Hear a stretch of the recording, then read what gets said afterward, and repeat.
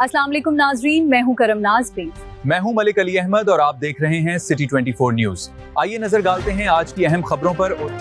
जलालपुर पीरवाला में all Pakistan electric hydro union के इंतखाबात में दिलचस्प और कांटेदार मुकाबला जारी। चेयरमैन की नशिस्त के लिए सैयद कामरान हैदर और अजहर खान आमने सामने। जलालपुर पीरवाला में all Pakistan electric hydro union के इंतखाबात का मैदान गर्म हो गया। चेयरमैन की नशिस्त के लिए सैयद कामरान हैदर और अजहर खान के दरमियान 1-to-1 मुकाबला जारी। दोनों उम्मीदवार अपनी कामयाबी के लिए भरपूर इंतखाबी मुहिम चला रहे हैं, जबकि मुलाजमीन की बड़ी तादाद भी इंतखाबी अमल में भरपूर दिलचस्पी ले रही है।